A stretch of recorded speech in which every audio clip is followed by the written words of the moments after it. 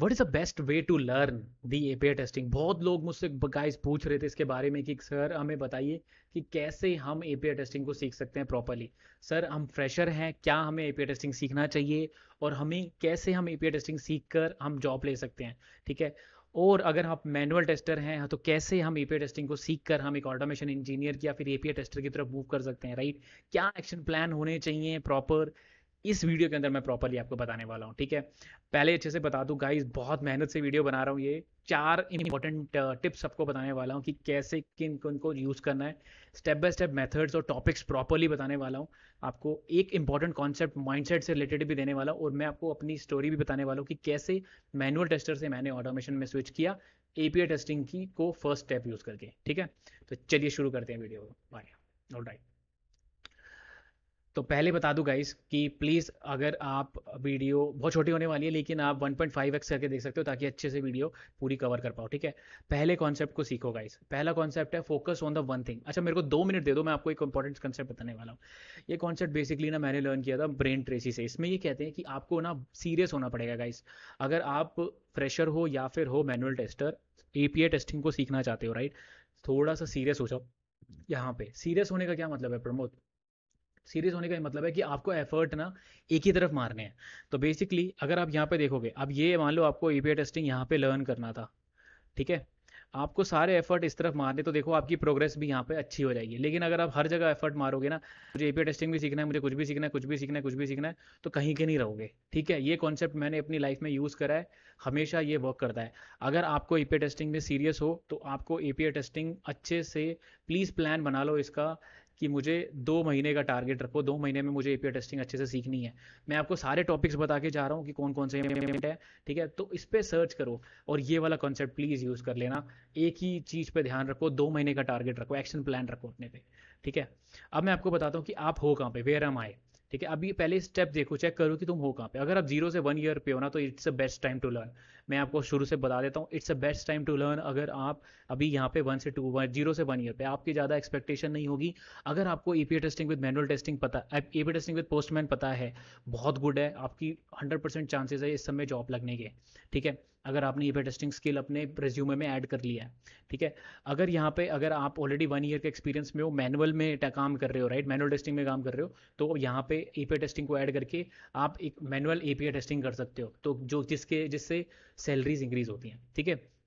अब मैं यहाँ पे आपको एक इंपॉर्टेंट पॉइंट बता देता हूँ कि जब मैंने 1.5 ईयर्स पे, ठीक है, मैंने 1.5 ईयर्स पे स्विच करने की कोशिश, मैं था मैनुअल टेस्टर। ठीक है। मैनुअल टेस्टर था। मैंने 1.5 ईयर के बाद मैंने एपीआई टेस्टिंग सीखी। पहले मैंने मैनुअल एपीआई टेस्टिंग सीखी थी। ठीक है। फिर उसके बाद मैंने एपीआई ऑटोमेशन सीखा। ठीक है। और उसके बाद मैंने फिर वेब ऑटोमेशन सीखा। ठीक है। तो आई थिंक ये बेस्ट टाइम है आपको यहाँ से, अगर आप स्टार्ट कर रहे हो, राइट, तो प्लीज स्टार्ट करिए। अगर आप 0 से 3 ईयर्स में, I think it's a good to have skill. Goods to have मतलब यहाँ पे मैंने इसलिए लिखा है कि गुड टू हैव, एक्चुअली ये मस्ट टू हैव है, पर आपको यहाँ पे गुड टू हैव इसलिए क्योंकि यहाँ पे भी बहुत लोगों को 3 साल तक ईबी टेस्टिंग के बारे में नहीं पता होता है, तो बहुत लोग भी आपके जैसे होंगे, इसलिए मैंने यहाँ पे गुड टू हैव लिखा है। तो आपको यहाँ पे इसको अपना, अगर आप इस रेंज में आते हो तो आपको तो सीखना ही पड़ेगा, और यहाँ पे तो कांट लिव विदाउट इट, क्योंकि एपीआई टेस्टिंग बहुत ही ज़्यादा इंपॉर्टेंट हो जाती है इसके टाइम के बाद। ठीक है। यहाँ पे आपको कंसेप्ट समझाया। अब देख लेते हैं यहाँ पे टॉपिक्स क्या क्या है। ठीक है। सबसे पहले अगर आपको कोई ये बोल रहा है ना कि बिना मैनुअल टेस्टिंग के एबी टेस्टिंग सीखी जा सकती है, तो बहुत एक्चुअली स्ट्रॉन्ग पॉइंट नहीं है, क्योंकि बहुत सारे जो एपीआई टेस्टिंग जब हम करते हैं ना, तो उसके अंदर हम फंक्शनल टेस्टिंग जो है वो बेसिकली फंक्शनल टेस्टिंग जो करते हैं, जिसको हम एफटी कहते हैं, एफटी एक्चुअली पार्ट है मैनुअल टेस्टिंग का, तो आपको मैनुअल टेस्टिंग भी आनी चाहिए। ठीक है। तो पहला कंसेप्ट जनरली हमें रन करना है कि एपीआई टेस्टिंग के बारे में। इसके बाद हमें एपीआई में टाइप्स ऑफ एपीआई क्या होते हैं, एपीआई टेस्टिंग होती क्या है, why we do it, rest versus ये सारे टॉपिक्स को है जो है ना, मैंने नीचे प्रॉपरली बताया है। ठीक है। पर आपको आइडिया लग गया होगा यहाँ पे। अब यहाँ पे एक बार इस डायग्राम को देख लो, फिर हमें प्रॉपरली बेस्ट वे कैसे सीखना है, राइट, उसके बारे में चलते हैं। पहले आपको मैनुअल बेसिक्स क्लियर करने पड़ेंगे, उसके बाद आप एपीआई की तरफ जाओगे, एपीआई बेसिक्स सीखोगे। यहाँ पे आप वेब बेसिक्स सीखोगे। वेब बेसिक का बेसिक मतलब एचटीटीपी कैसे काम करता है, क्लाइंट सर्वर क्या होता है। बहुत सारे लोगों को तो क्लाइंट सर्वर टेक्नोलॉजी ही नहीं पता, रिक्वेस्ट रिस्पॉन्स क्या होता है वही नहीं पता, तो वो चीज़ों को यहाँ पे सीखेंगे। ठीक है। उसके बाद आप टूल सीखेंगे पोस्टमैन, जिसके अंदर आप कैसे एपीआई टेस्ट करते हैं। ठीक है। एपीआई के टाइप्स कैसे होते हैं, इंडस्ट्री में एपीआई को कैसे टेस्ट किया जाता है, जेसन स्कीमा वैलिडेशन कैसे किया जाता है, बहुत सारी जितनी भी एपीआई टेस्टिंग है वो सारी यहाँ पे आप सीखोगे। उसके बाद आपके पास ऑप्शन आता है ऑटोमेशन का। अब ऑटोमेशन में आपको एक टूल सीखना पड़ेगा जिसका नाम है रेस्ट एश्योर्ड की लाइब्रेरी है, लाइब्रेरी जो कि जावा में काम करती है। मैं यहाँ पे जावा इसलिए बोल रहा हूँ क्योंकि 90 ऑलमोस्ट लाइक 70-75% जो कंपनीज हैं वो जावा को ही यूज़ कर रही हैं। तो जावा में बेस्ट टूल रेस्ट एश्योर्ड है, आपको 100% बहुत अच्छा फ़ायदा देगा। ठीक है, उसके बाद आपका जो आखिरी, जब इसके बाद एडवांस में जाते हैं तो हम आता है फ्रेमवर्क डिज़ाइन, जिसके अंदर आप एपीआई ऑटोमेशन का फ्रेमवर्क डिज़ाइन करोगे। ठीक है, तो अब मूव करते हैं असली चीज़ जो आप जिसके लिए आप यहाँ पे आए हो। ठीक है, आप अच्छे से समझ लो, जूम कर देता हूँ, अच्छे से आपको क्लैरिटी मिल जाएगी कहाँ पे क्या क्या टॉपिक्स आपको पता होने चाहिए। ठीक है, सबसे पहले आपको क्लाइंट सर्वर आर्किटेक्चर पता होना चाहिए। ठीक है, क्लाइंट सर्वर आर्किटेक्चर बेसिकली वही होता है कि यहाँ पे क्लाइंट जो होता है वो सर्वर से कम्युनिकेट करता है और सर्वर उसको रिप्लाई बैक करता है। क्लाइंट कहता है मुझे 2+2 बताओ, तो सर्वर कहता है ये लो 4। ठीक है, तो यहाँ पे क्लाइंट सर्वर आर्किटेक्चर हो गया। यहाँ पे आपको इस लेयर्स का कंसेप्ट पता होना चाहिए। यहाँ पे फिर हम बेसिकली पता करेंगे कि व्हाट इज़ एपीआई, एपीआई होता क्या है, difference between API unit testing, इसके बारे में पता होना चाहिए। Web services, STPP structure, URL type, tools कौन कौन से यूज़ होते हैं, अप्रोच क्या है, क्या टेस्ट करते हैं, एसटीपी मेथड, स्टेटस कोड, सारे एग्जाम्पल एपीएस के बारे में एक एक चीज़ पता होनी चाहिए आपको। यहाँ पे ये सब कवर करते हैं एपीआई टेस्टिंग के अंदर। ठीक है, अब हम बात कर लेते हैं रेस्ट के अंदर। रेस्ट आपको पता होना इसलिए जरूरी है क्योंकि आप अगर आप मेरे लास्ट टाइम आप मैंने एक वीडियो बनाई थी कि एपीआई टेस्टर क्यों बने। ठीक है, उसके अंदर मैंने आपको बताया था कि ऑलमोस्ट लाइक 50% जो इंटरनेट चल रहा है राइट, उसमें जो इतने भी एपीआई यूज़ कर रहे हैं ना वो रेस्ट को यूज़ कर रहे हैं। ठीक है, तो 50% से ज़्यादा लोग यूज़ कर रहे हैं और आपको यही पता होना चाहिए। मतलब मैं 10 साल का एक्सपीरियंस है, मुझे 10 ईयर का एक्सपीरियंस है, मैंने मोस्टली रेस्ट एश्योर्ड रेस्ट पे ही काम किया है। ठीक है, तो रेस्ट एश्योर्ड बेसिकली लाइब्रेरी है जो रेस्ट को टेस्ट करती है। ठीक है, तो यहाँ पे आपको पता होना चाहिए कि रेस्ट क्या होता है और सोप के बीच में डिफरेंस। सोप जो है वो बहुत ही डिग्रेड हो चुका है, ऑलमोस्ट लाइक 8% लोग ही उसको यूज़ कर रहे हैं अभी वर्ल्ड में। ठीक है, इसके बाद जो हमें सीखना चाहिए वो है पोस्टमैन। पोस्टमैन के अंदर हमें इंस्टॉलेशन पता होना चाहिए, कैसे कलेक्शन काम करते हैं, सारे वेरिएबल्स, अथराइजेशन, स्क्रिप्ट्स और टेस्टिंग, पूरा ये कॉन्सेप्ट आपको एक एक चीज़ के बारे में अच्छे से सीखना पड़ेगा। यहाँ पे पोस्टमैन टूल सीखना बहुत इंपॉर्टेंट है।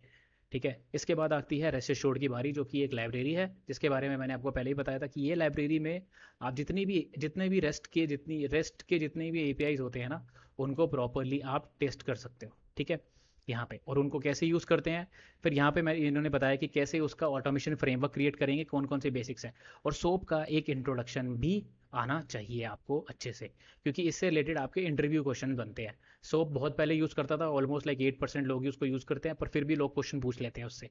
रेस्ट एपीआई पे फोकस आपको रखना है अच्छे से। इसके बाद जो एडवांस कंसेप्ट में आ जाते हैं ना वो आते हैं ग्राफ क्यूएल भी आता है। ठीक है, और वेब सॉकेट्स भी आते हैं। ठीक है, वेब ये जनरली ऑप्शनल है, ये दोनों ऑप्शनल हैं।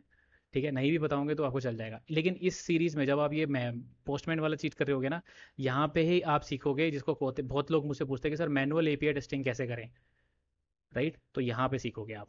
ठीक है, इसको अच्छे से, और ये सारी चीज़ मैं ऑलरेडी अपने कोर्सेज लाइव क्लासेस में कवर करता हूँ। अगर आप इंटरेस्टेड हो तो डिस्क्रिप्शन में लिंक है, वहाँ पे जाके ज्वाइन कर सकते हो।